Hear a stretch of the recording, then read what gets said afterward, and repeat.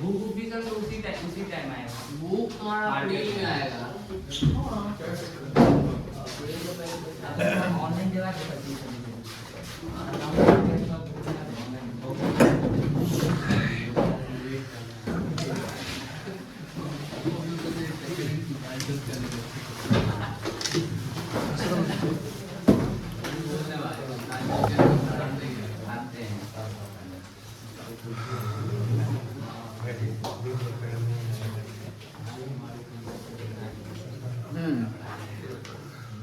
तो शुरू करते हैं, ठीक है। पार्टनरशिप का फंडामेंटल चल रहा है, ये आपका बेसिक है। और बेसिक्स में कल जो है थोड़ा सा पार्टनरशिप के बारे में सीखे। क्या सीखे, ये ऑलरेडी आप लोग सीख चुके हैं, क्योंकि ये जो थ्योरी कॉन्सेप्ट है about the partnership and features, ये आपने 11th में पढ़ा होगा, बिजनेस स्टडी पढ़ा होगा आप लोग, ठीक है। तो पार्टनरशिप में जो कल हम लोग पढ़े लेक्चर 1 में, उसमें क्या समझाया गया था? समझाया कि पार्टनरशिप होता क्या है, उसके डेफिनेशन क्या होते हैं, उसके और डेफिनेशन किस सेक्शन में दिया गया है ना। पार्टनरशिप एक्ट 1932 और एलएलपी एक्ट 2008 दोनों अलग अलग होते हैं, ये ध्यान रखिएगा। हम लोग को एलएलपी एक्ट 2008 नहीं पढ़ना है, क्या पढ़ना है? पार्टनरशिप पढ़ना है। क्या पढ़ना है? पार्टनरशिप। और पार्टनरशिप में जो लॉ अप्लाई होता है वो पार्टनरशिप एक्ट 1932 अप्लाई होता है। 1932 का मतलब ये जो लॉ आया, ये लॉ आया कब है? जब इंडिया इंडिपेंडेंट नहीं हुआ था, मतलब ब्रिटिश इंडिया। 1932 मतलब समझ रहे ना। तो कुछ जैसे आप देखोगे नेगोशिएबल इंस्ट्रूमेंट एक्ट कभी हम बताए होंगे, कुछ ऐसे एक्ट जो पुराने एक्ट यानी आजादी से पहले की लॉ है। तो सर आजादी से पहले की जो लॉ है ब्रिटिशर्स ने बनाया, तो भारत सरकार उसमें कोई काम नहीं की होगी, हमेशा करती है सरकार, मतलब कि हमेशा उसमें अमेंडमेंट करते रहती है। क्या करती है? जैसे आप देखते हो कि फाइनेंस बजट आता है हर साल, क्या आता है? बजट आता है। तो बजट मतलब कि हर साल फाइनेंस एक्ट आता है।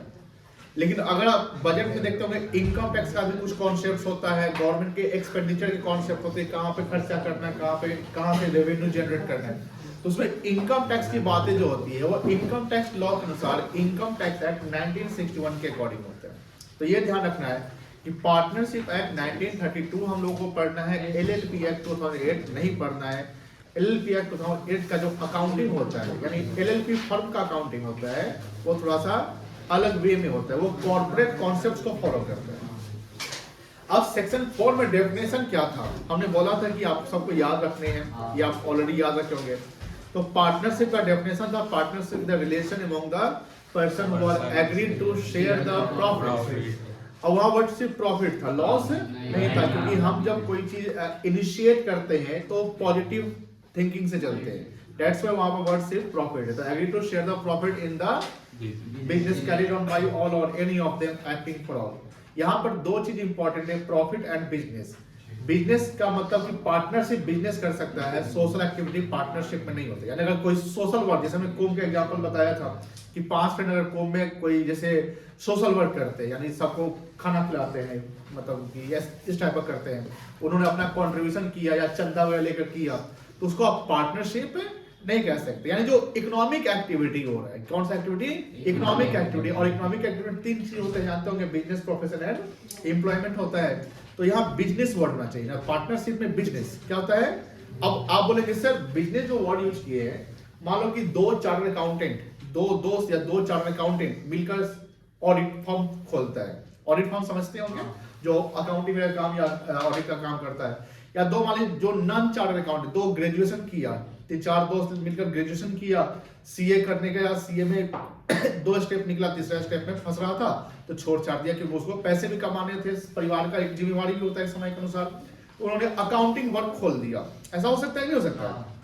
ऑडिट सीए कर सकता है, लेकिन ऑडिट से पहले अकाउंटिंग होता है, जैसे प्रॉफिट लॉस निकालना, इनकम टैक्स का रिटर्न फाइल करना, जीएसटी सब कुछ सुनते होंगे आप लोग। तो वो 5-4 दोस्त मिलकर फर्म खोलते हैं जहां पर वो यही वर्क करते हैं। तो क्या उसको पार्टनरशिप कहेंगे कि नहीं कहेंगे? ये सवाल बनता है।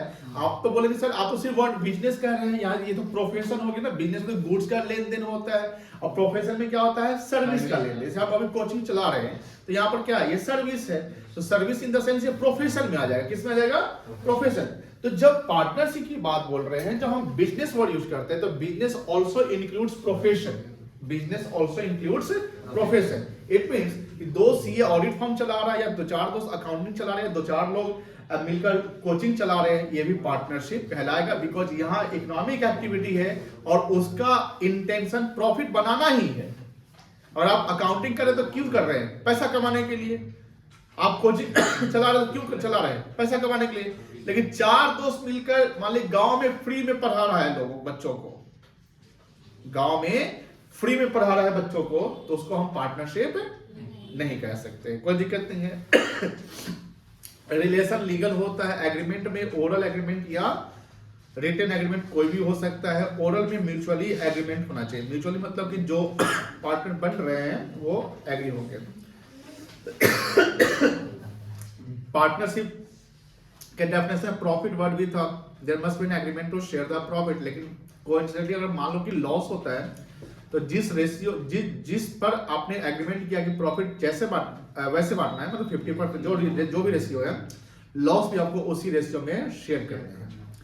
Partnership is only the relation between the partners. देखो एक पार्टनर्स होता है, एक फर्म होता है, ठीक है ना। तो फर्म एंटिटी को कहते हैं, किसको कहते हैं? और पार्टनरशिप रिलेशन को कहते हैं। जैसे फ्रेंडशिप होता है उसके बाद पार्टनरशिप हुआ, तो partnership relation among the partners. मान लो ए बी सी डी ये चारों मिलकर फर्म खोले, मतलब बिजनेस चला रहे हैं, तो ए बी सी डी के बीच का जो रिलेशन है उसको क्या कहेंगे? हम पार्टनरशिप कहेंगे। The word form means the group of individual partners who carry on business. The partner who are actively engaged in the business उसको क्या बोलेंगे? Active. दो partner who are not actively engaged in the business called sleeping का दूसरा नाम क्या है? जो पैसा पार्टनर इन्वेस्ट या कंट्रीब्यूट करता है उसको हम पार्टनर्स कैपिटल करेंगे। कैपिटल वर्डशिप नहीं लिखेंगे। कैपिटल वर्डशिप कहाँ लिखाता है? और शेयर कैपिटल कंपनी में। Very good. और पार्टनर्स कैपिटल पार्टनरशिप में, कोई दिक्कत नहीं है। अब यहाँ पर बात आती है, थोड़ा सा हम लोग आज पार्टनरशिप में पार्टनर से कुछ राइट्स एंड ड्यूटीज सीखेंगे। पार्टनरशिप के राइट्स एंड ड्यूटी बाद अकाउंटिंग फॉर पार्टनरशिप, जहां पर डीड अगर होगा तो कैसे अकाउंटिंग करते हैं और डीड नहीं होगा तो कैसे अकाउंटिंग करते हैं। अब यहाँ राइट्स का मतलब क्या होता है? अधिकार। और ड्यूटी मतलब ऑब्लिगेशन। अब मान लीजिए कि आप पार्टनरशिप में एक फर्म में चला रहे हैं, उसमें आप पार्टनर से मान लो कि 3 पार्टनर है, तो हो सकता है 3 पार्टनर का अपना अपना रिस्पॉन्सिबिलिटी हो। बात समझ में? जैसे एक फर्म में जो काम होता है तो हो सकता है किसी का काम मार्केटिंग का होगा कि पूरा कस्टमर डीलिंग आपको करना है, किसी का होगा कि अकाउंटिंग या फंड का काम होगा कि अकाउंटिंग करना है, फंड से रिलेटेड, जीएसटी से रिलेटेड, टैक्स से रिलेटेड काम आपको करना है। तीसरा का बहुत था, बेंच आगे बढ़ा लीजिए बेटा। तीसरा काम हो सकता है कि डिपार्टमेंट चलाना है। अब बात ये होती है कि हर पार्टनर को अपनी एक रिस्पॉन्सिबिलिटी, अकाउंटेबिलिटी, ऑथोरिटी। रिस्पॉन्सिबिलिटी मतलब होता है जिम्मेदारी, ऑथोरिटी मतलब होता है कुछ राइट्स, पावर, और अकाउंटेबिलिटी मतलब होता है जवाबदेही। तीनों में थोड़े थोड़े अंतर हैं। ऑथोरिटी एंड रिस्पॉन्सिबिलिटी दोनों बराबर इक्वल होते हैं। अगर हमने आपको पावर दिया मतलब ऑथराइज किया, ऑथोरिटी दिया, इट मींस व्हाट कि आप उस चीज के लिए रिस्पॉन्सिबल भी है कि अगर वो काम नहीं हो पाता है तो आप उसके लिए रिस्पॉन्सिबल है, जिम्मेवार होंगे आप। और जवाबदेही क्या होता है? जवाबदेही हमेशा टॉप वाले को की ज्यादा होती है। जैसे मान लो कि कुंभ में कुछ जैसे भक्तों वगैरह हो गया था, कुछ लोग मर गए, तो इसकी जवाबदेही सीएम की बन गई। किसकी बन गई थी? सीएम की। अब सीएम तो उस समय वहां थे नहीं ना, सीएम की वहां गलती लगी, हाँ प्रशासन की गलती रही होगी, कुछ ऐसा मिसमैनेजमेंट हुआ होगा। तो याद रखिएगा अकाउंटेबिलिटी का मतलब होता है जवाबदेही, और अकाउंटेबिलिटी सबसे अधिक किस पे होता है? टॉप लेवल के। और सबसे कम किसकी होती है? Lower level. ये कहानी होती है। अगर देश में कोई ऐसी बड़ी घटना होती है तो देश के पीएम से क्वेश्चन किया जाएगा।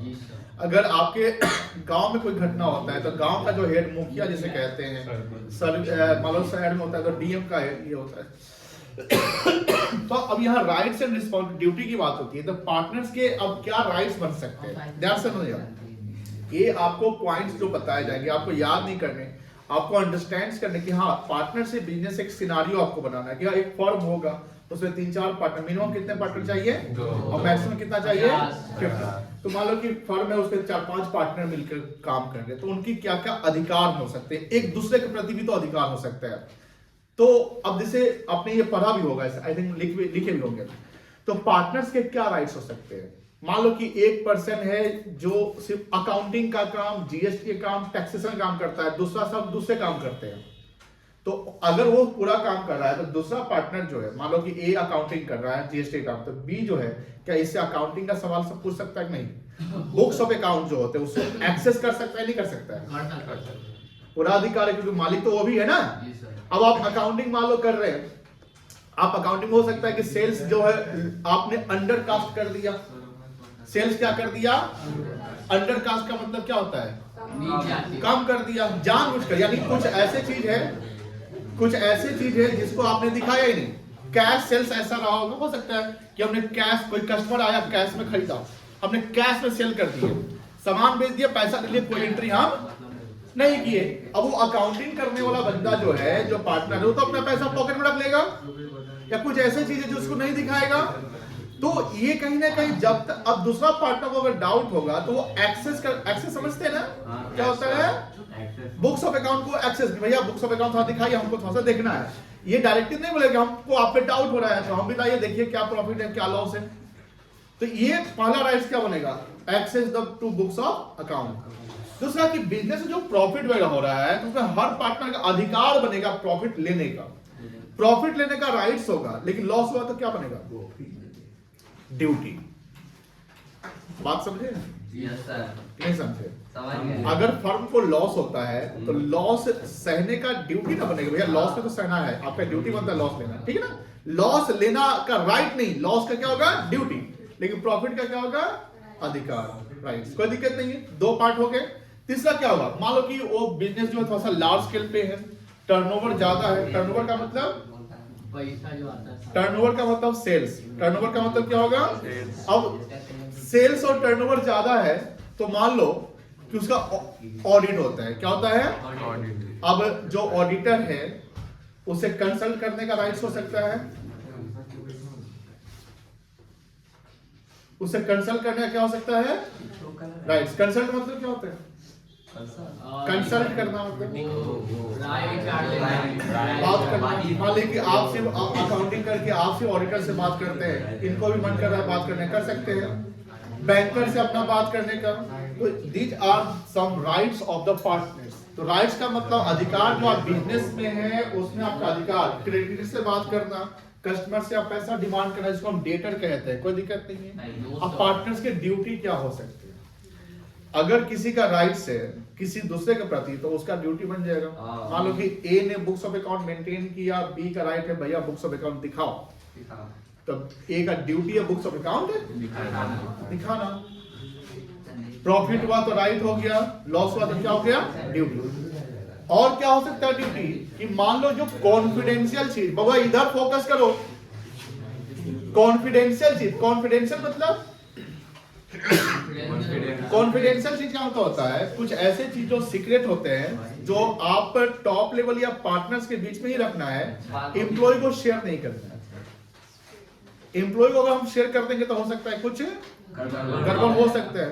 अब पार्टनर्स के बीच में रखना है, मान लो कोई ऐसा कॉन्फिडेंशियल इंफॉर्मेशन जो मिस्टर ए को पता है बी को नहीं पता है, तो क्या ए का ड्यूटी बनता है डिस्क्लोज करने का, बी को बताने का, बी को बता सकता है।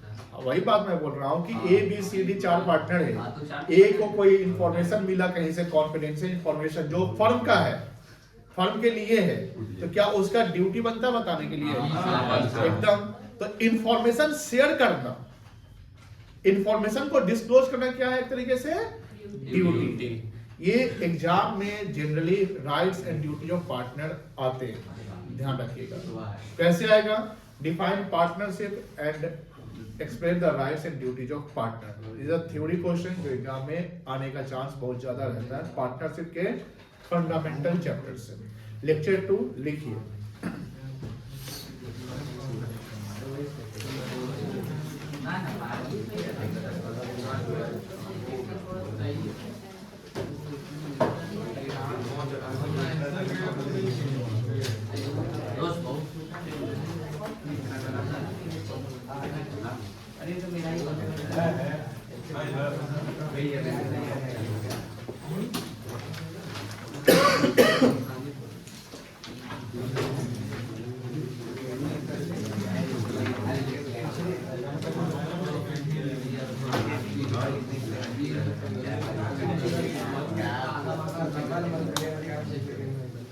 बातें नहीं,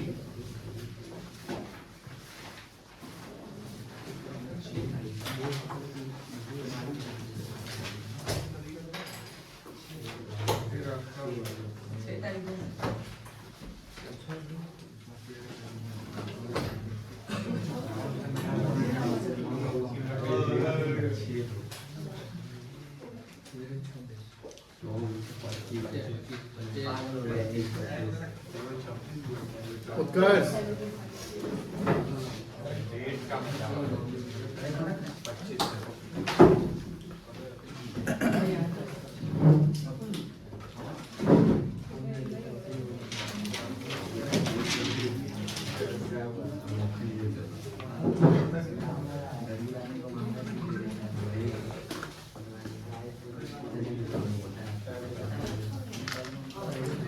right to share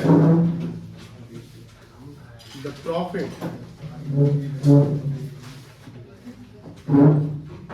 into the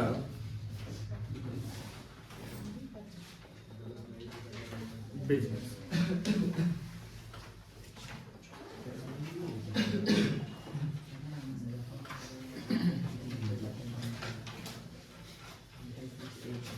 Right to access. ये सब बात नहीं करो, बिना बात करे लिखो। The books of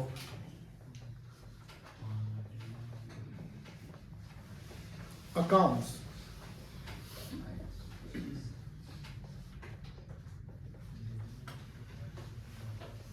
right to consult and discuss with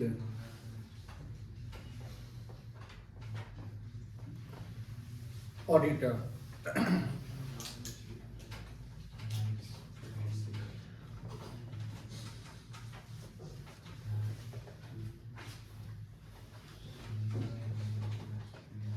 Right to prevent.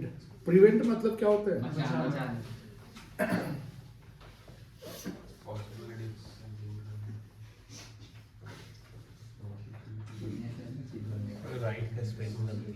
हाँ,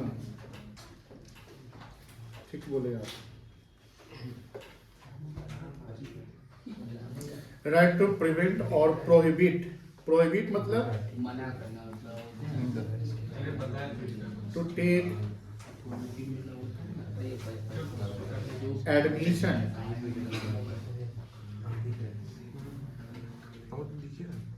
of a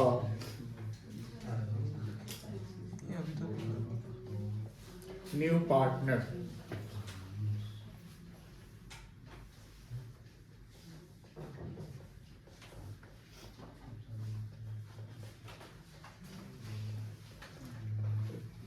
Right to get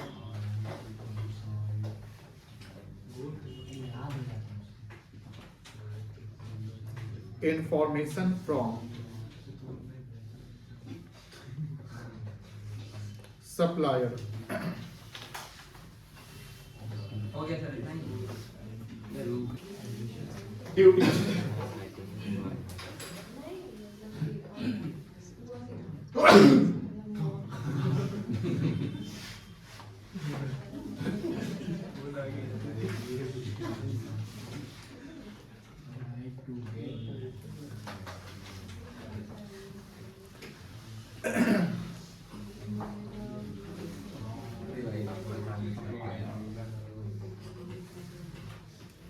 obligation. Duties को क्या कहते हैं? पीछे रूपक और कौशिक। अगर आप पीछे घूमते हुए हम देख लिए या बात करते देख लिए तो समझ लीजिएगा आपको। 11th की सारे हरकत को, पढ़ाई के अलावा जो भी हरकत करते थे क्लास में, सब छोड़ दीजिए, फॉर्मेट कर दीजिए माइंड से। समझ गए?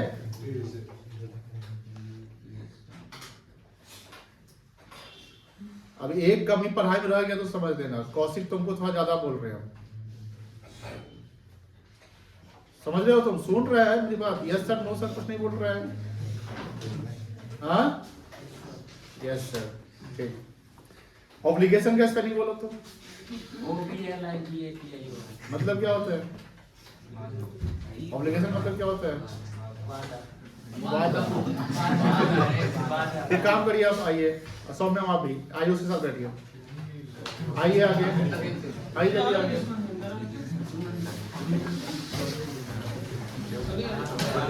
बिना बात किए बैठो।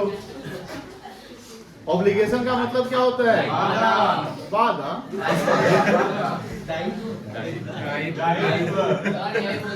कर्तव्य, वादा नहीं होता है, क्या? हाँ ड्यूटी, कर्तव्य। यहाँ जब हम ड्यूटी दिखा रहे हैं, नहीं समझ रहे हो, चलो लिखो क्या क्या वादा हो, सॉरी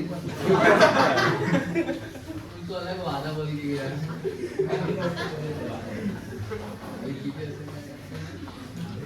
ड्यूटी टू, हाँ अब बात नहीं, डिस्क्लोज। डिस्क्लोज मतलब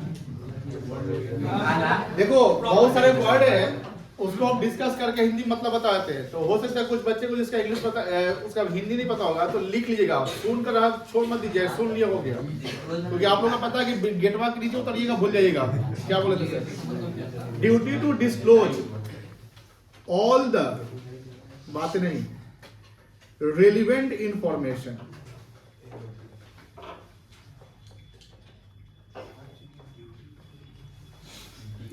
नहीं जरूरत नहीं है लिखना हर चीज में, लिख सकते हैं आप।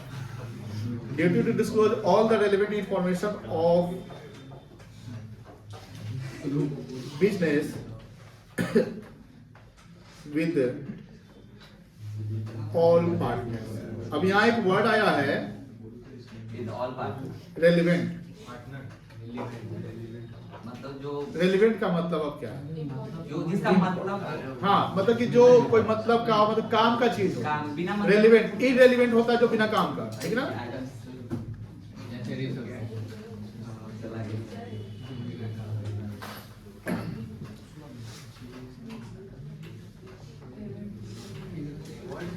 To bear the losses of, bear मतलब सहना। और क्या ड्यूटी हो सकता है? To be honest,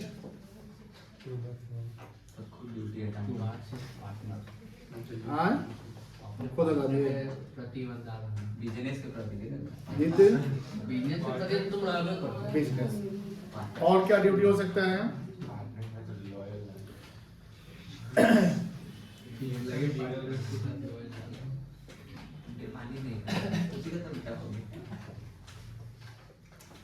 to make all arrangements,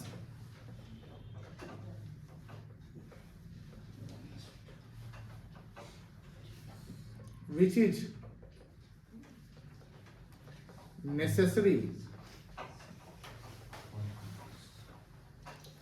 to carry out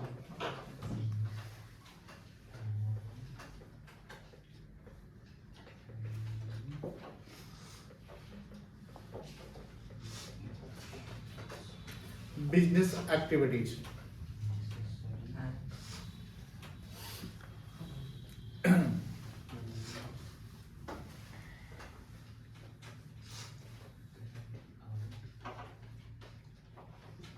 Not to take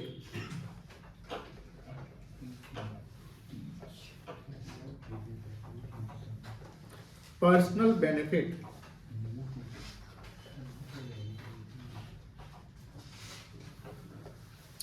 from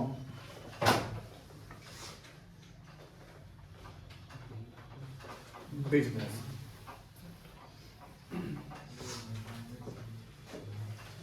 चलिए अब हम लोग थोड़ा सा इम्पोर्टेंट पॉइंट पे आते हैं। ऐसे ही ये भी इम्पोर्टेंट था, इसको इम्पोर्टेंट मार्क कर लीजिएगा।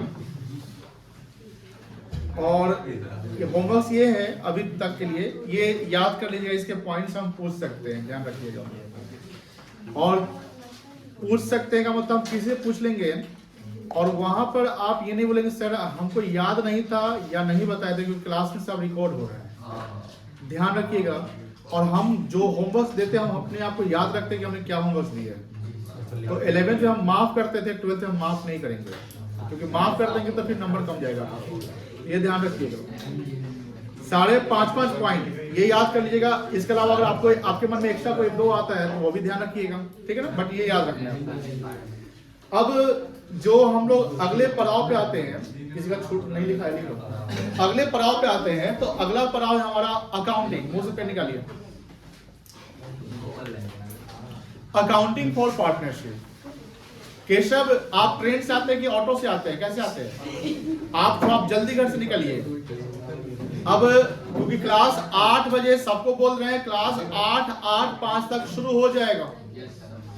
ध्यान समझ रहे ना? Yes, तो पूरा 8:05 में तो जो आप लोग आदत बनाए हुए थे कि लेट आने का, तो वो काम कर लिया। मौसम भी ठीक हो गया है तो अब टाइम पे एकदम आए 7:50 7:55 तक आप लोग प्रेजेंट हो जाएंगे। कुछ बच्चे अभी लेट आ रहे हैं तो वो ध्यान रखिएगा बेटा, आप कैसा ध्यान रखिएगा। हाँ, तो कहाँ थे? अकाउंटिंग पे। अकाउंटिंग फॉर पार्टनरशिप सबसे इंपॉर्टेंट है, क्योंकि आप लोग अकाउंट्स पढ़ने आए है ना। अब अकाउंटिंग फॉर पार्टनरशिप में क्या है ना कि जैसे अकाउंटिंग जब हम करते हैं तो कहीं ना कहीं पार्टनर्स के बीच में सब टाइम क्या होता है, कुछ चीजों के लिए, जैसे बिजनेस का तो एग्रीमेंट रहता है कि चलो भाई हम लोग बिजनेस करते हैं। जैसे आप लोग देखते होंगे आज के समय में सोशल मीडिया में इन्फ्लुएंसर सब बहुत सारे आए हैं, जैसे यूट्यूबर सब है या कोई भी, तो उसका एक टीम होता है ना, टीम होता है, इसमें कोई सबका अपना अपना रोल असाइन होता है। अब वो टीम से कोई चैनल बनाया, उससे वो मतलब कि प्रॉफिट बना रहा है, बिजनेस से क्या कर रहा है, प्रॉफिट बना रहा है। तो समटाइम आप देखते होंगे कि प्रॉफिट जब बना रहा है और 2-4 महीने बाद देखते हैं उसी टीम से कोई एक आदमी गया और उसके साथ क्या हो गया, डिस्प्यूट्स हो गया। सुने होंगे आप लोग, उसके खिलाफ बोल रहा है कि अरे वो ऐसा है, बहुत सारा पैसा वही रख रहा था, हमको थोड़ा वो दे रहा था, हमको महीने का इतना ही दे रहा था, मेरा रोल इतना ज्यादा था। समटाइम आप ऐसा देखते होंगे, आप सब हाँ कहते हैं, इसका मतलब ये क्या बहुत ज्यादा ये सब देखते हैं। तो यहाँ वहां देखिए वहां भी पार्टनरशिप भी कॉन्सेप्ट चल रहा होगा ना, लेकिन वहां जो ये सब चला रहे हैं कुछ ऐसे टीम है जो कम पढ़े लिखे, जिनको ये सब इसका ABCD पता नहीं होगा, लेकिन प्रॉफिट बहुत अच्छा बना रहे हैं। ऐसा है कि नहीं है? तो सर वहां पर वो लोग म्यूचुअली काम कर रहे हैं। कैसे काम कर रहे हैं? म्यूचुअली। अब म्यूचुअली काम कर रहे हैं कि भैया सबका रोल ठीक है। फिर बाद में डिस्प्यूट हो जाता है, और डिस्प्यूट हो जाता है तो वो डिस्प्यूट जो है कोर्ट तक नहीं जाता है। क्यों नहीं जाता है? आपस में डिस्प्यूट, दूर हम काम में नहीं करेंगे, छोड़ देते हैं, ऐसा होता है ना, दूर हम अब अपना चैनल बना लेते हैं, अब ये कर लेते हैं, वो कर लेते हैं, जाने दो, ये सब है। अब बिजनेस जो छोटे लेवल से होता है उसमें भी क्या होता है ना, कुछ लोगों को जो बिजनेस करते हैं तो उसमें क्या होता है, प्रॉपर जो एग्रीमेंट पेपर नहीं बनवाते। जैसे आप देखते होंगे कि कागज, यानी जो कागज बनवाना या एग्रीमेंट पेपर बनाना, वो एक वैलिडिटी को दर्शाता है, और कहीं ना कहीं आने वाले मुश्किल या आने वाले जो प्रॉब्लम्स है उसको प्रिवेंट करता है। प्रिवेंट मतलब अगर आप पेपर बना लेते हैं, जैसे मान लो कि हम YouTube चैनल ही बनाए या कुछ बनाए, या देखते होंगे एक बड़ा यूट्यूबर है, बहुत छोटे छोटे यूट्यूबर को इनवाइट करता है, अब बुलाता है कि भैया आपको यहाँ हमारा एक प्रोग्राम चल रहा है, उसमें आप लोग आना है, क्योंकि वो जानता है कि हमारा तो चैनल है तो उसको वो तो मतलब कि प्रमोट होगा ही होगा। ये छोटे छोटे जो यूट्यूबर को बुला रहे हैं वो भी प्रमोट करा देंगे हमारा। तो कहीं ना कहीं ये हो रहा है कि वो जो अगर उनको बुला रहे होंगे तो उनके बीच में क्या हो, एक एग्रीमेंट हो रहा होगा ना, भैया हम आपके पास आ रहे हैं, ठीक है, आप मुझे कितना पे करोगे, ठीक है, हम आपको 10 लाख देंगे, हम आपको छोटे वाले हैं 5 लाख देंगे, आप बहुत छोटे वाले 1 लाख देंगे, आप अभी जस्ट नया खुले आपको नहीं देंगे, है कि नहीं है? तो कहीं ना कहीं सबका एग्रीमेंट पेपर बन रहा है। तो एग्रीमेंट पेपर से क्लियरिटी आता है, क्या आता है? क्लियरिटी आता है कि भैया अब उसमें आप ना नुकुर नहीं कर सकते हैं, 10 का बात हुआ तो आप 11 नहीं मांग सकते हैं, और 10 का बात हुआ तो आप 9 नहीं देंगे। कितना देंगे? 10। तो यहां बात होती है विद एग्रीमेंट और विदाउट एग्रीमेंट। जब विदाउट एग्रीमेंट होता है तो कहीं ना कहीं बिजनेस तो चल रहा है कि आप बात करके, लेकिन कुछ ऐसे चीज जब बिजनेस का जब एंड होता है, अकाउंटिंग जब एंड करते हैं, जहां पर सेल्स परचेज सारा एक्सपेंडिचर इनकम कर लेते हैं, तो प्रॉफिट बनता है। क्या बनता है? प्रॉफिट। या बिजनेस में पार्टनर एक्टिवली काम कर रहे हैं या नहीं कर रहे हैं, या जो ज्यादा कंट्रीब्यूशन किए, तो उनके बीच में डिस्प्यूट आ जाता है प्रॉफिट से रिलेटेड। किससे रिलेटेड? प्रॉफिट से। ये तो कॉमन चीज, अब आप सबको पता है कि प्रॉफिट से डिस्प्यूट बन जाते हैं, या कोई ज्यादा काम कर रहा है तो बोलता है कि हम ज्यादा काम करते हैं, हमको सैलरी नहीं मिल रहा था, हमको काम मिल रहा था, ऐसा। सॉरी, देखिए बड़े बिजनेस में क्या होता है ना, बड़े बिजनेस में हम किसी प्रोफेशनल एक्सपर्ट, अगर हम मान लो कि हमको अकाउंटिंग नहीं पता है, जो बिजनेस करता है वो कॉमर्स का ही होगा, ऐसा तो नहीं है ना। लेकिन जो बड़ा बिजनेस कर रहा है, कहने को वो प्रोफेशनल एक्सपर्ट तो रख लेगा, या एडवाइस लगे सर हम लोग 4 लोग मिलकर बिजनेस कर रहे हैं, 50 करोड़ का वैल्यू है, तो इसमें आप हमको एडवाइस दीजिए। तो वो जो चार्टर्ड अकाउंटेंट या जो एडवाइजर जो होगा वो प्रॉपर बोला कि भैया ऐसे से आप काम करिए। बड़े बिजनेस में सारे काम ऑन पेपर होते हैं। कंपनी से अगर 10 रुपए का डिविडेंड भी आता है ना, तो बैंक अकाउंट में जाता है, और कंपनी का अगर एक शेयर भी खरीदते हैं 10 रुपए का, तो बैंक से ही होता है। तो कंपनी जब आप पेमेंट कर रही है या कंपनी आपसे पेमेंट ले रही है, तो वो कैसे ले रही है? Through the bank. तो बैंक क्या है? वाइड चैनल है, जहां पर गवर्नमेंट को भी पता है कि हाँ ये डेटा जो है क्लियर है कि आपके बैंक से निकल के उसके बैंक में जा रहा है। बात समझ में आई? लेकिन जहां मान ली कि कैश डीलिंग, बहुत सारे कैश डीलिंग होते हैं, छोटे लेवल का बिजनेस है कि नहीं है, तो छोटा लेवल पे अगर 2 दोस्त मिलकर या 2-4 लोग मिलकर बिजनेस कर रहे हैं, तो वो क्या इतना डॉक्यूमेंटेशन करने जाए, एक सीएसएम एडवाइस करने जाए, तो सारा खर्चा तो उधर चल जाएगा। ऐसी म्यूचुअल ही करो, बस समझ ना। तो यहाँ अकाउंटिंग में बात होती है कि जब अकाउंटिंग करते हैं, तो अकाउंटिंग अगर छोटे लेवल से मान लो कि बिजनेस वाले अकाउंटिंग कर रहे हैं, तो छोटा मोटा मतलब कि बुक्स ऑफ अकाउंट मेंटेन कर रहे हैं या नहीं मेंटेन करते, तो सिंगल एंट्री सिस्टम मेंटेन करते हैं। अकाउंटिंग फॉर इनकम रिकॉर्ड्स कहते हैं ना, जिसको आप बोलते हैं कि ये कौन मेंटेन करता है, तो अनऑर्गेनाइज्ड बिजनेस। आप पढ़े होंगे 11th में, लास्ट चैप्टर है ना। तो वहां पर हम सर प्रॉफिट का जो प्रॉब्लम्स आएगा कि प्रॉफिट कैसे बांटना है, सैलरी किसको देना है, किसको नहीं देना है, किसको किसने कैपिटल कितना लगाया है, उसको कितना इंटरेस्ट देना है। तो डीड अगर नहीं है, डीड मतलब रिटन एग्रीमेंट नहीं है, या सबके बीच में सहमति नहीं बन रहा है, सबके बीच अगर 4 पार्टनर, चारों का अपना मन हो रहा है, जब पैसा आ जाता है ना, या पैसा जब दिख जाता है, तो सबका माइंड थोड़ा सा चेंज हो जाता है, ये तो जानते होंगे। तो अब सर यहाँ पर क्या रोल प्ले, कौन रोल प्ले करेगा? अब आपके बीच में मतभेद, डिस्प्यूट्स हो जाएंगे। क्या होंगे? डिस्प्यूट्स होगा। आप सुन रहे ना, डिस्प्यूट्स हो जाएंगे, तो वो डिस्प्यूट्स कहीं ना कहीं कोर्ट में जाएगा। कहाँ जाएगा? कोर्ट में। कोर्ट जब डिसाइड करेगा, कोर्ट कहेगा कि भैया आप कोई रिटन एग्रीमेंट बनाए थे, आपके पास कोई पेपर है? आप बोलेंगे सर नहीं, पेपर तो नहीं, आप तो आपस में भरोसा करके बिजनेस किए थे, हमको क्या पता कि धोखेबाज निकलेगा, हमको क्या पता कि ऐसा बोलेगा, होता है ना समटाइम। तो कोर्ट क्या बोलेगा? ठीक है, तुमने कुछ पेपर नहीं बनाया, तो अब हम डिसाइड करते हैं। तो कोर्ट का जो जजमेंट आता है उसको लीगल माना जाता है कि इलीगल? वो सब मानेगा। अब कोर्ट अपना जजमेंट किस बेस पे देगा? कहीं ना कहीं कोर्ट के पास जो डिसीजन देना है वो भी तो किसी सिस्टम को फॉलो करके देगा ना। अब मान लीजिए कि आप मेरे भाई है, हम जज है, आप मेरे भाई है और आप तीनों पार्टनर है, तो हम आपके फेवर में सर डिसीजन दे दे क्या? यस सर, ये पागल है क्या? तो नहीं, कैसे दे सकते हैं? इवन तो आप हमारे भाई हैं और आप तीनों पार्टनर डिस्प्यूट कर रहे हैं और इसकी पूरी गलती चल रही है, वो जान रहा कि भैया तो मेरा जज है।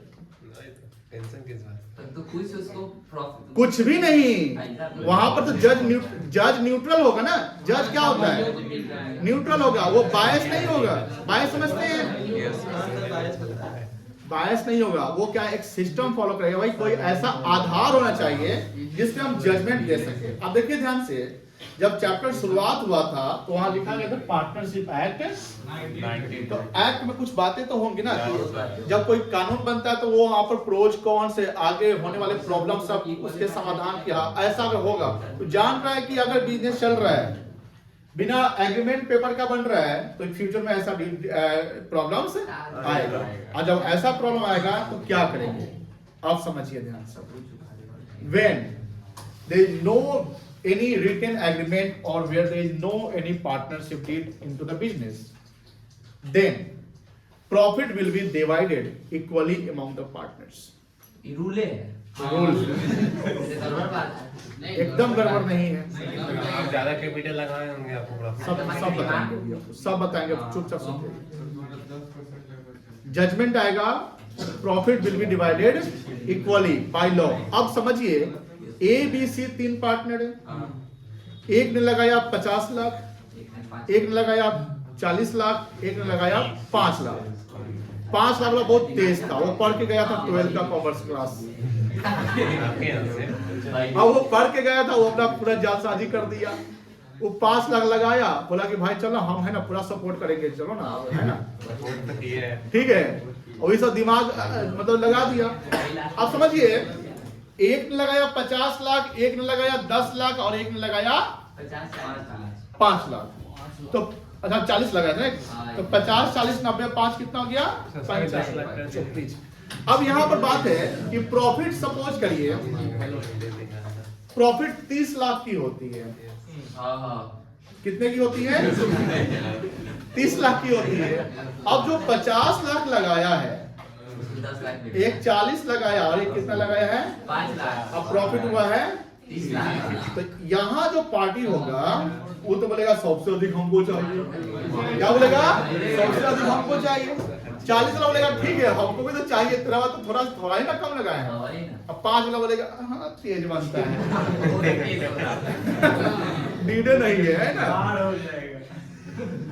माथे फाड़ देगा। 50 लगाया हुआ है,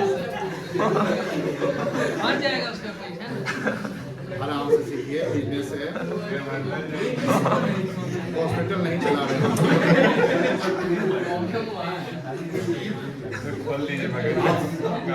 चलिए अब सवाल पूछिएगा। बउआ देखो, ए बच्चा लोग, तो जिसने 5 लगाया तो वो तो जान रहा था कि डीड वगैरह तो बनाया नहीं, चलो तो पीछे हाँ ये चल गया था साइंस करने, इंजीनियरिंग करने चला गया था। ये कहाँ चला गया था? मेडिकल करने चला गया था। आई चल गया था सीए करने।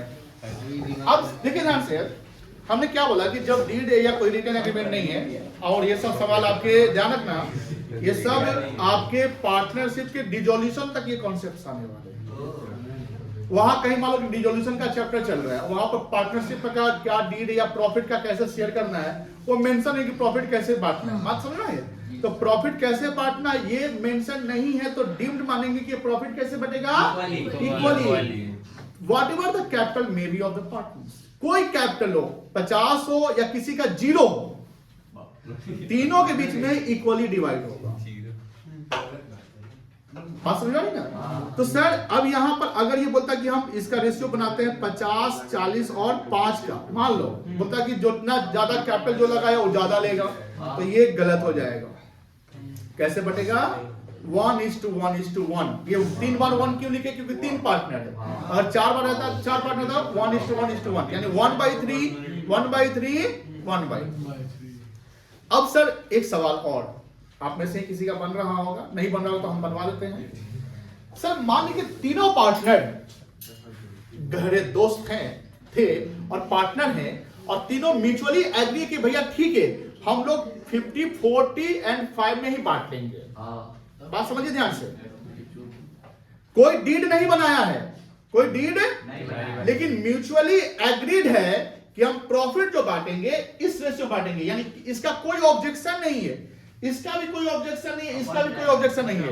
तो बताइए कोर्ट बीच में आएगा कि ना तुम्हें इक्वली ही बांटना पड़ेगा? कोर्ट आएगा, मियां बीबी राजी तो क्या करेगा? जब तीनों एग्रीड है, ध्यान सुनिएगा, तीनों जब एग्रीड है तो प्रॉफिट उनके अपने रेशियो में बढ़ जाएगा, even though there is no deed, even though there is no deed. समझ गए ना? तो डीड अगर नहीं है, अब कोई एक पार्टनर ऑब्जेक्ट कर दिया, ऐसे मैक्सिमम 50 पार्टनर है ना, मतलब 49 एग्रीड हो रहा है, एक बोलता ऑब्जेक्शन मान लो इक्वली बढ़ जाएगा। समझ गए ना? कोई दिक्कत नहीं है। अब यहाँ पर बात हो रही प्रॉफिट की, तो समझ के कोई दिक्कत नहीं है। इसके अलावा कुछ और चीजें जैसे ध्यान रखिएगा, डीड नहीं है, कोई ना कोई पार्टनर ऑब्जेक्ट कर रहा है, तो लॉ बोलता है प्रॉफिट इक्वली बटेगा। सैलरी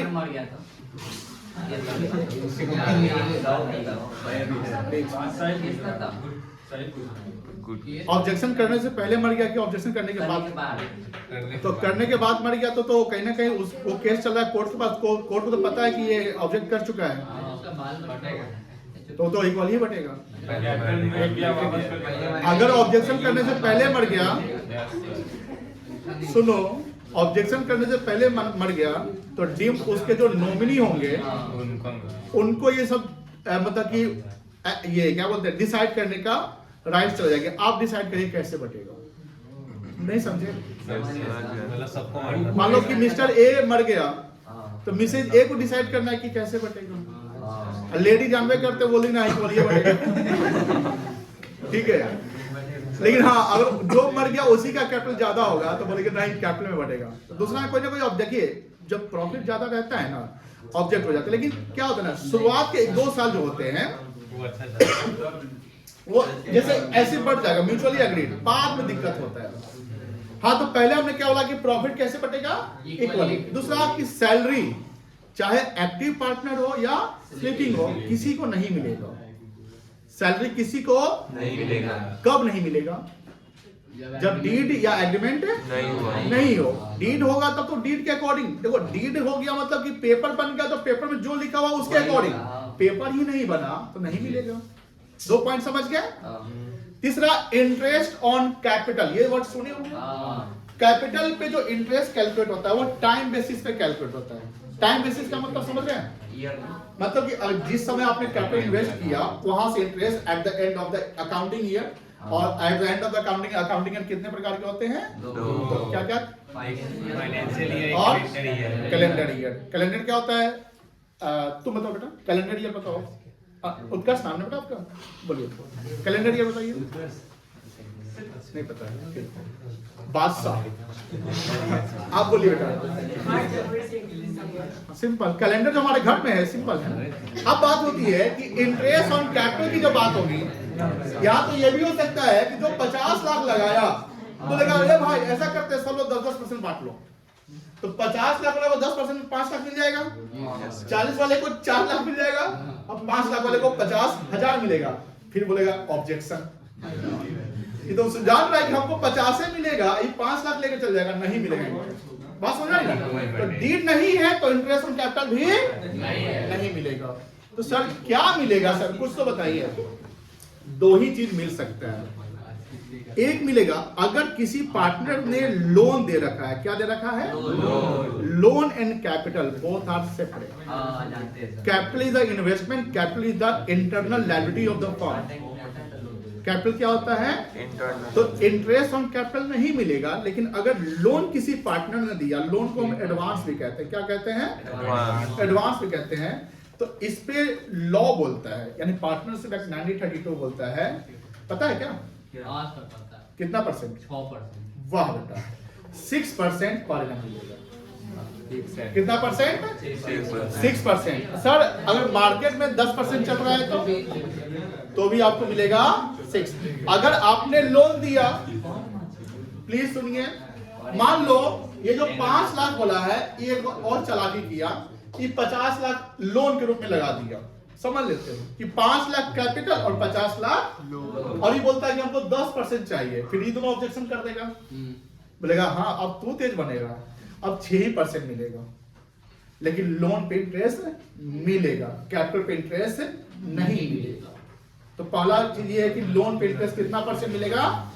अब देखो ध्यान से, पर एनम वर्ड है, ये होने और न होने में अंतर है, पता है ना? अगर 6% है तो मतलब फ्लैट हो गया, उस पर कोई टाइम बेसिस आपने डेप्रिसिएशन में पढ़ा होगा। और जैसे पर एनम तो टाइम बेसिस हो गया, मतलब अगर अक्टूबर में लगाते हैं तो अक्टूबर से कैलकुलेट करेंगे, जुलाई में लगाते हैं तो जुलाई। तो सर सवाल अगर मान लो कि 6% कहीं लिख सकता है, देखिए डीड के अकॉर्डिंग 6% लिखा जा सकता है, लेकिन लॉ बोलता है 6% पर एनम। एग्जाम में कभी कभी क्या होता है, एक एमसीक्यू है कि व्हेन डीड इज साइलेंट, सवाल सुनिए ध्यान से, when did is silent the interest on loan will be at the rate of, अब 4 ऑप्शन है, 6%, 6% per annum, 12%, none of this, या नील, ऐसा हो सकता है। अब यहाँ तो आप कंफ्यूज हो जाएंगे, अरे सर 6% तो पता है थे, अब एक जगह 6% एक जगह 6% पर एनम है। कभी कभी क्या होता है, बच्चा ओवर एक्साइटेड हो जाता है और ओवर एक्साइटेड में गलती होता है। पहला देख लिया 6%, पहले ऑप्शन मार दिया 6%, वो आगे देखा नहीं कि 6% पर एनम भी कहीं लिखा हुआ है। 2 ऑप्शन है, एक 6% सिर्फ दिया हुआ, एक 6%, क्या सही है? Per annum. क्या सही है आपका?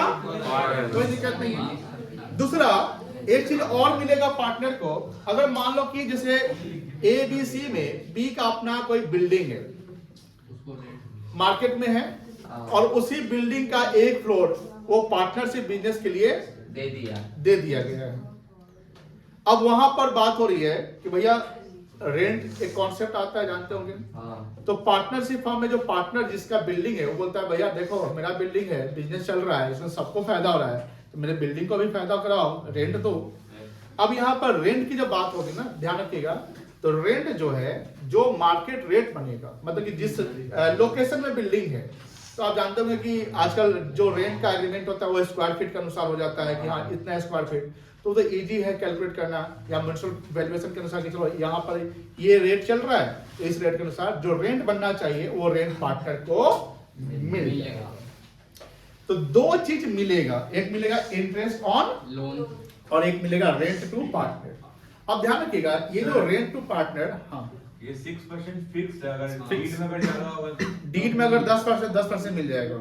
अभी हम जो पढ़ रहे हैं वो डीड नहीं है, वो वाला कॉन्सेप्ट। डीड में अगर मिला लिखा हुआ कि 10% मिलेगा 10%, डीड में 6% कम नहीं लिखा जा सकता है, मिनिमम 6। हाँ कोई पार्टनर देखो डीड जब बनता है तो सबके कंसेंट से बनता है। अब डीड में 5% लिखेगा कोई, तो जो पार्टनर लोन दे रहा है वही कहेगा भाई हम डीड लिखवे मत करो, तो बैंक में लगा हम 6% ही लेंगे, काहे 5%? बात समझ रहे हैं? देखो कोई चीज लॉजिकल होना चाहिए, इलॉजिकल नहीं कि आप बोलेगा सर 2% डीड में लिखा गया तो ये इलॉजिकल है, लॉजिकल नहीं। ये कैसे बात बनेगा? आप पेपर में 2% पे करिएगा।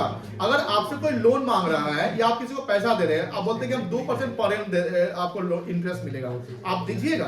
इनकम नहीं दीजिएगा, आपको भी कोई नहीं देगा। सिंपल है, जो मार्केट का रेट चल रहा है वो कोई दिक्कत नहीं है।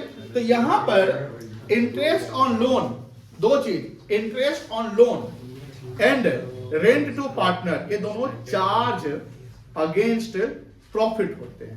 क्या होते हैं? Charge against profit. ये शब्द सुना सुना लग रहा है। चार्ज अगेंस्ट प्रॉफिट का मतलब होता है कि जो पीएल में जाएगा, इवन दो फर्म सफर लॉसेस, ये देना ही पड़ेगा। ये बात बताए थे। यानी सर अगर फर्म को लॉस हो जाता है तो भी इंटरेस्ट लोन देंगे, फर्म को लॉस हो जाता है फिर भी रेंट टू पार्टनर देंगे, इसके अलावा कुछ नहीं है। फर्म को लॉस है तो प्रॉफिट बांटने का है ही नहीं। हाँ लेकिन जो लॉस हुआ है वो लॉस भी इक्वली बटे। अब यहां पर अगर लॉस हुआ तो कौन फंसता बता सकते हैं? 50 वाला, 40 वाला कि 5 वाला? 50 लाख। लॉस तो तीनों में इक्वली बटेगा। अब कौन हम फंसता वाला बता कि किसको ज्यादा परेशानी हो जाती है? 50 वाले को। अगर लॉस होता तो किसको ज्यादा डिफिकल्टी फील होता? 5 लाख वाले को। कॉमन सेंस लगाइए, किसको होता? मतलब 30 लाख का लॉस आ गया, प्रॉफिट नहीं, इस बार 30 लाख का क्या हो गया? तो किसको ज्यादा लॉस भुगतना पड़ जाएगा? 5 लाख वाले को। 5 वाले परेशान हो जाएंगे कि भाई 5 लाख लगा 10 लाख का लॉस आना पड़ रहा है। बात समझना नहीं है? प्रॉफिट के केस में 5 वाले को ज्यादा फायदा, मतलब कि प्रॉफिट के केस में इसको कम फायदा होगा 50 वाले को। बात समझना नहीं ना? लॉस का मतलब है तो लॉस भी तो इक्वली, ऐसा नहीं कि प्रॉफिट इक्वली बटेगा, लॉस कैपिटल रेशियो है, लॉस भी कैसे बटेगा? इक्वली बटेगा। तो जो सबसे कम लगाया ना पैसा उसको ज्यादा परेशानी हो जाएगा। हाँ हर चीज के प्रो एंड कॉन्स। हाँ बोलिए, बोलो जल्दी बोलो, टाइम नहीं है। लिखो, अब ये तो समझ गया, अब लिखो जल्दी। सर ये अकाउंटिंग स्टैंडर्ड में आता है क्या? लॉस है। नहीं, इसका अकाउंटिंग स्टैंडर्ड नहीं, अकाउंटिंग फॉर पार्टनरशिप जो है एक्ट के अनुसार आता है। इसमें बहुत सारे टॉपिक स्टैंडर्ड में आते हैं। जैसे इन्वेंट्री का वैल्यूएशन आप करते हैं तो उसका AS2 होता है। अब AS भी खत्म हो गया, अब इंड AS आ गया है। जैसे कैश फ्लो आपको पढ़ना है, उसका AS3 होता था और इंड AS7 होता है। तो अकाउंटिंग जब करते हैं ना, तो अकाउंटिंग का अकाउंटिंग स्टैंडर्ड होता है। पार्टनरशिप का बिजनेस है, ये बिजनेस का अकाउंटिंग, इससे बहुत सारी चीजें हैं, जैसे प्रॉफिट कैसे बांटेंगे, लॉस, इंटरेस्ट की बात है, कैलकुलेशन, एक्चुअल कॉन्सेप्ट, बहुत सारे कॉन्सेप्ट आप पढ़े होंगे, एक्चुअल पढ़े होंगे, कंसिस्टेंसी पढ़े होंगे, ये सब कॉन्सेप्ट्स होते हैं। तो ये कॉन्सेप्ट यहाँ भी अप्लाई होंगे, समझ गए ना? लिखो अकाउंटिंग फॉर जितना लॉस होता है उतना फिर वापस बिजनेस में पैसा डालना पड़ता है कि फिर वो आप आगे के में एडजस्ट कर लीजिए। आपका कैपिटल नेगेटिव हो गया, ये समझे, क्वालिटी में करने के लिए अपना पैसा लगाना पड़ जाएगा आपको, नहीं तो आपका कैपिटल नेगेटिव रहेगा। Debit balance accounting for partnership,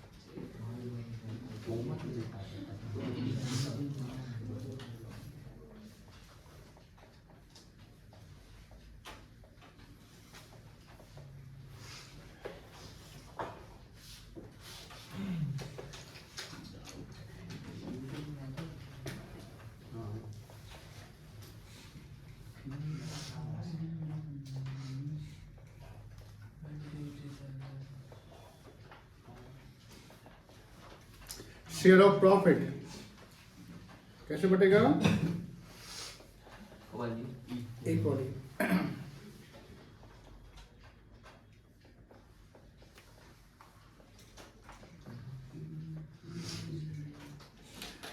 interest on capital,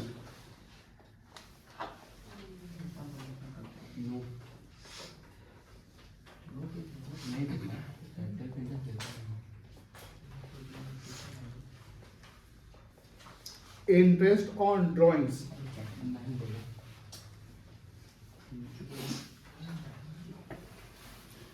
क्या होता है ड्रॉइंग्स? रूपक बताओ, रूपक कहाँ है? स्टैंड अप, बताइए ड्राइंग्स क्या होता है? ड्राइंग्स क्या होता है ये बताइए। What is drawings? ड्राइंग्स वही जो मतलब निकालते हैं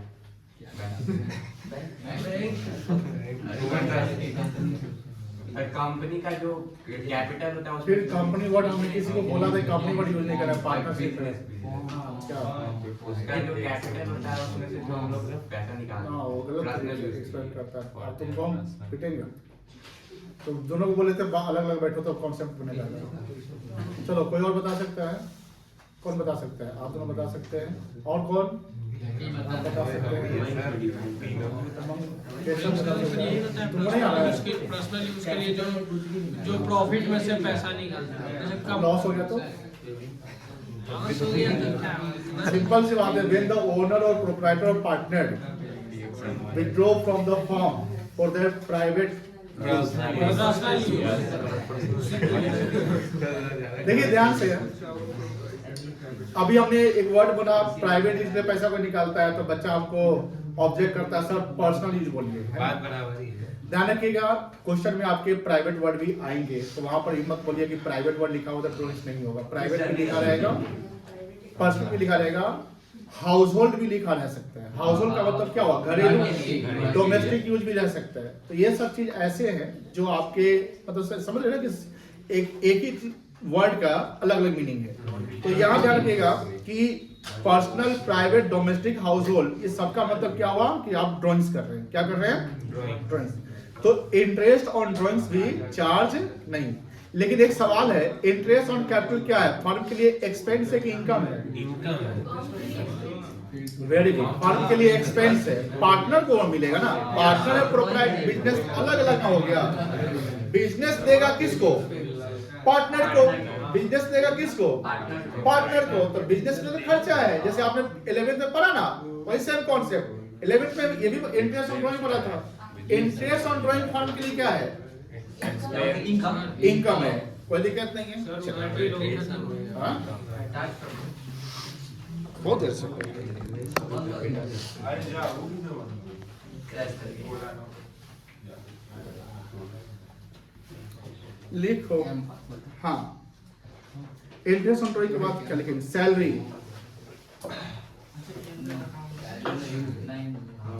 ना कमीशन रेम्युनरेशन,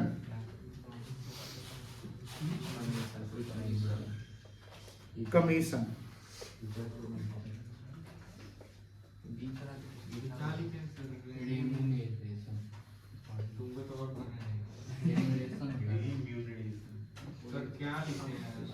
रेम्युनरेशन, पारिश्रमिक, हिंदी नहीं बोलिए सर, थोड़ा आगे के लिए। सर थोड़ा सा रेम्यूनरेशन, सर क्या बोले? सुन ले भाई, वही तो बता रहे हैं। बताइए। देखो, सैलरी का मतलब जो परमानेंट आप काम करते हैं, मंथली सैलरी। रेम्युनरेशन क्या होता है? कोई स्पेशल कोई टास्क है, अच्छा समझ वो काम आपने किया, उसके जो अलग पेमेंट हो रहा है उसको रेम्युनरेशन कहते हैं। सबका अलग चीज है, सबका अलग चीज है। और कमीशन क्या हुआ? कोई टारगेट पे परसेंटेज डिसाइड होता है कि सेल्स एक्स्ट्रा कराओगे तो वो कमीशन हो गया। कमीशन परमानेंट नहीं मिलता है, ठीक है। अब आप कुछ पूछ रहे थे, हो गया क्लियर? हो गया। ये बीच नहीं मिलेगा। हाँ बोलिए। जैसे टारगेट दिया जाएगा कि इतना टारगेट के लिए आपको, जैसे मान लो कि फर्म को सेटअप करना है, मान लो फर्म को क्या करना है? सेटअप करने का प्रोसेस है। मान लो कि 1 महीना टाइम लगेगा, ऑडिटर, सीए सबसे बहुत सा काम होता है। तो उसमें मान लो कि एक पार्टनर जिम्मेवारी लेता है कि भैया हम ही सब काम कर लेंगे। तो वो पार्टनर बोलेगा सारा काम हम करेंगे तो हमको कुछ मिलना चाहिए ना। तो बोलेगा ठीक है, हमको इतना इस काम करने का 10 रेम्युनरेशन दे देना। तो उसको रेम्युनरेशन, उसको सैलरी नहीं कहेंगे। और सैलरी क्या हुआ? जो परमानेंट बेसिस पे जो आप बिजनेस में काम कर रहे हैं उसका मंथली डिसाइडेड है कि आपको 15 या 20 महीने का मिलेगा, तो सैलरी। कभी कभी क्या होता है ना, सैलरी रेम्युनरेशन एक साथ मिल जाते हैं, बट अगर आप मीनिंग निकाले तो सैलरी और रेम्युनरेशन दोनों थोड़ा सा क्या है? अलग है। Salary is the permanent in nature, ठीक है। Remuneration not in a permanent. Remuneration क्या? कुछ पार्टिकुलर वर्क के लिए कोई असाइनमेंट मिल रहा है, उस असाइनमेंट के लिए आपने जो काम किया उसको हम कहेंगे रेम्युनरेशन। अब आपका सवाल होगा सर आपने बोला कि फर्म को सेटअप करने के लिए रेम्युनरेशन मिल रहा है, ये भी तो फर्म को सेटअप करने के लिए उसको कमीशन मिल रहा है। हाँ, ये भी कह सकते हैं, बट वो वर्ड मेंशन होना चाहिए। तो कोई टास्क को करने के लिए हम रेम्युनरेशन डिसाइड करते हैं या कमीशन डिसाइड करते हैं। जनरली नहीं, दोनों अलग है। कमीशन जनरली परसेंटेज बेसिस पे रहते हैं। कमीशन जनरली क्या रहता है? परसेंटेज बेसिस पे, कि हमको आपको सेल्स का इतना सेल्स कराओगे तो उसका 1% कमीशन दे देंगे। ये सब रहता है, कोई दिक्कत नहीं। चलिए, ये भी पार्टनर्स को नहीं मिलेगा। आगे आइए, इंटरेस्ट ऑन लोन।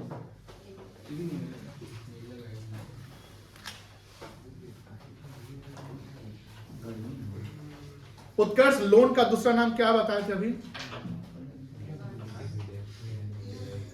फोकस कम गया फिर एक दिन नहीं।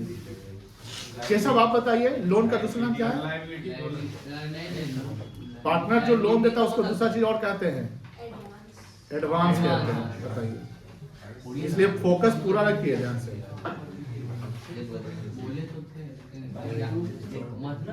कितना परसेंट है?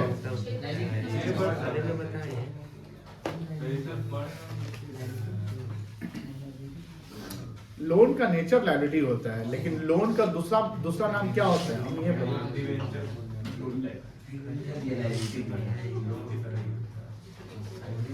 लोन और डिवेंचर में क्या अंतर होता है? बहुत अंतर होता है। डिवेंचर नंबर्स होता है, डिवेंचर कंपनी इशू करती है। लोन जो होता है वो आप पार्टनरशिप फॉर्म भी ले सकते हैं। लोन बैंक से नहीं लिया जाता है, डिवेंचर पब्लिक से लिया जाता है।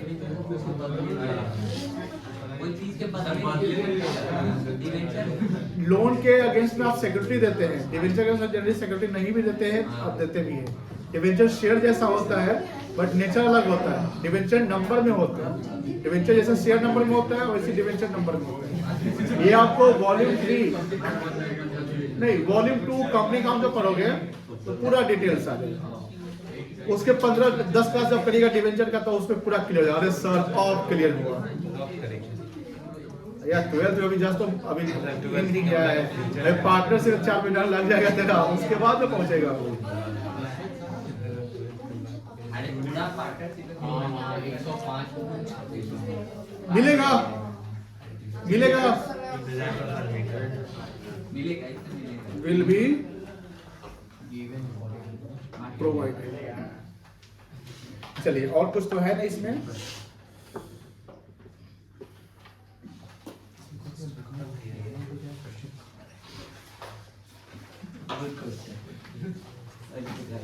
जी साहब आप पीछे नहीं घूमेंगे। इंटरेस्ट ऑन लोन उजल रिजल्ट हाँ बोलो। रिजर्व बोल रहे हो? हाँ रिजर्व, हाँ वही म्यूचुअली अगर सब डिसाइड हो गया तो हो जाएगा।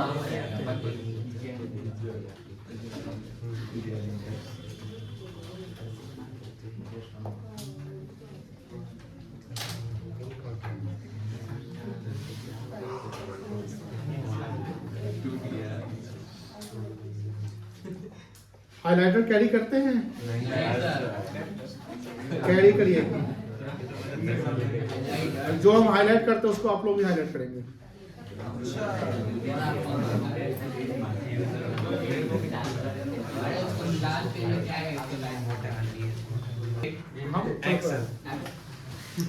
जो बच्चे साइलेंटली सुन रहे हैं, देखिए ध्यान से, कुछ बच्चे में हम आपको पहले आपको क्लियर करते हैं, हेजिटेशन टाइप का रहता है क्लास में, चाहे कुछ का इंट्रोवर्ट टाइप का नेचर होता है। इंट्रोवर्ट इन द सेंस की क्लास, वो हम भी हुआ करते थे कि आप क्लास में गए और सर जो पढ़ा रहे सुन रहे हैं, सर जो लिखवा लिख लिए, आपके मन में एक सवाल रह गया, वो सवाल आपने सर से किया नहीं, या जो सवाल आपको अगर कोई आंसर आया तो आपने, जैसे कुछ बच्चे जो एक्टिवली इंगेज है पढ़ाई में, एक्टिवली मतलब क्या है, डिस्कशन कर रहे हैं कि हाँ कितना होगा 6%, 5%, ऐसा कुछ बोल रहे हैं। कुछ बच्चे सिर्फ सुन रहे हैं, कुछ बच्चे को हो रहा होगी थोड़ा सा ऊपर से। देखिए अभी जस्ट शुरुआत हुआ है बैच, अभी बैच एक्सेलरेट नहीं कर रहा है। एक्सेलरेट समझते हैं ना, स्पीड अप नहीं हो रहा है, अभी शुरुआत में स्लोली चल रहे हैं। तो हम उनसे पूछ रहे हैं एकदम बिना शर्म के, यहाँ पर शर्माएंगे नहीं। कुछ को शर्म भी आता है कि हम अगर पूछ देंगे तो पीछे वाला, आगे वाला, बाएं वाला, दाएं वाला की मजाक उड़ा दे, हंस दे, नहीं शर्माइएगा। अगर यहाँ शर्मा गए तो जिंदगी भर शर्म में रह जाएंगे। बात समझ में आ रही ना? यहाँ आपको क्लियर है, कोई भी डाउट हो पूछना है। तो मैं कुछ बच्चों से पूछ रहा हूँ, स्पेशली कौशिक, आप समझ पा रहे हैं बेटा?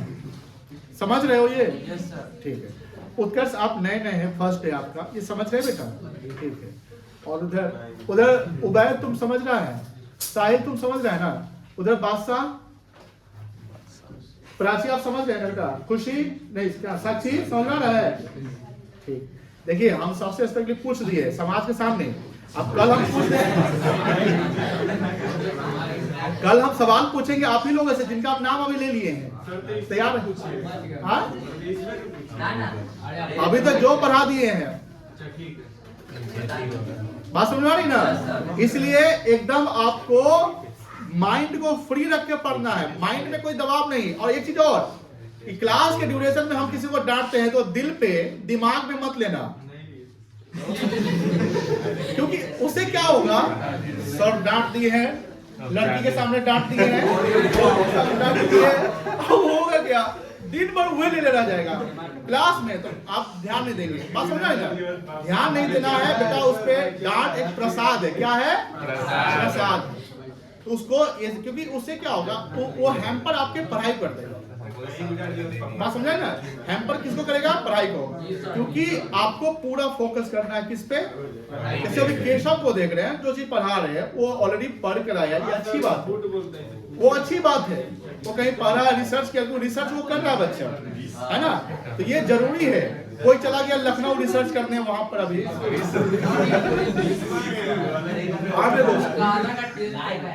अब भोजपुरी गाना लगाता है वो लड़का। नहीं वो स्टेटस लगा तो सुनाई दिया था, नहीं हम स्नैपचैट पे नहीं, वो उस पे लगाया था, व्हाट्सएप पे, इंस्टा पे। गाना पे डांस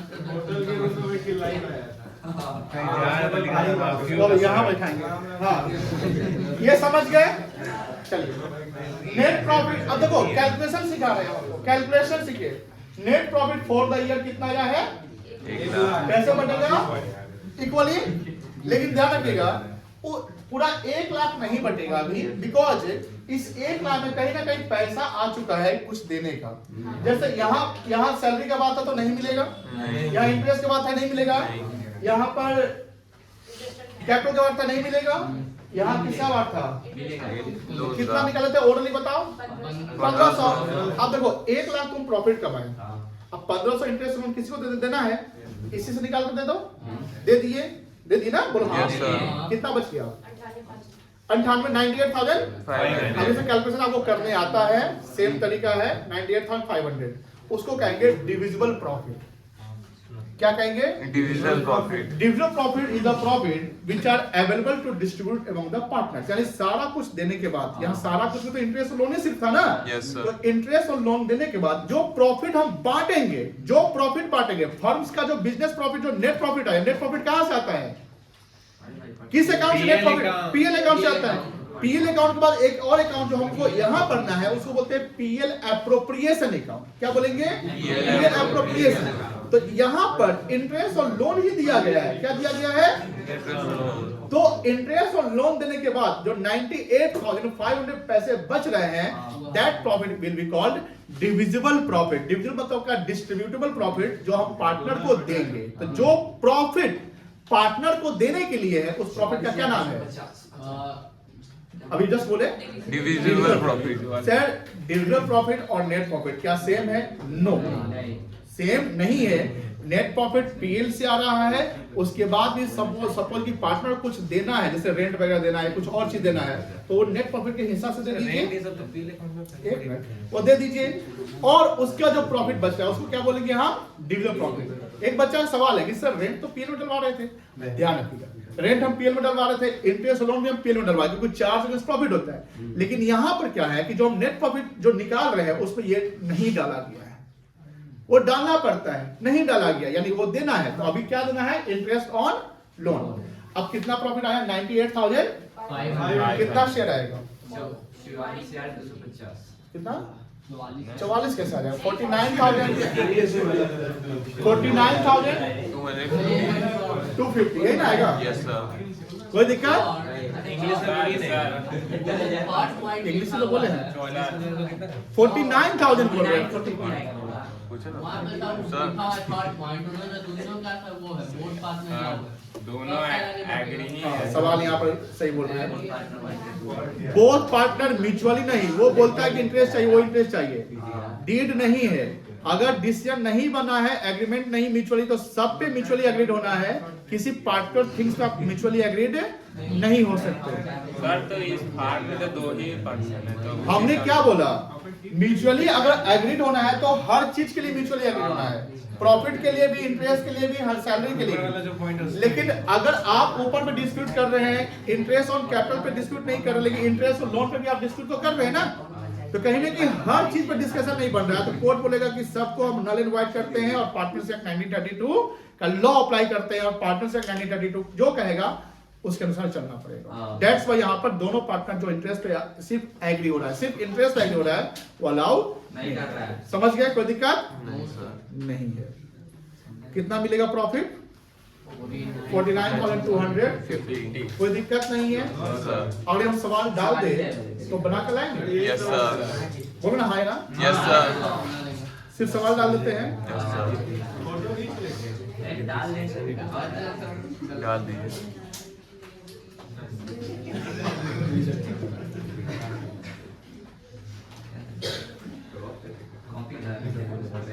और लिखने में टाइम लग जाता है, इसके कॉपी कर निकाल दिए, टाइम भी हो चुका है लिखने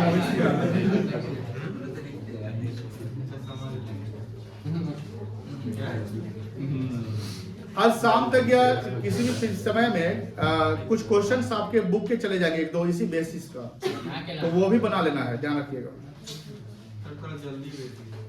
10 बजे में 10 रात से पहले नहीं, 6 बजे से पहले भेज दीजिएगा। भाई रात को जब हम भेजते हैं सोने के टाइम में 9 बजे। हम तो 7 बजे सोया। चलो इसका फोटो ले लो।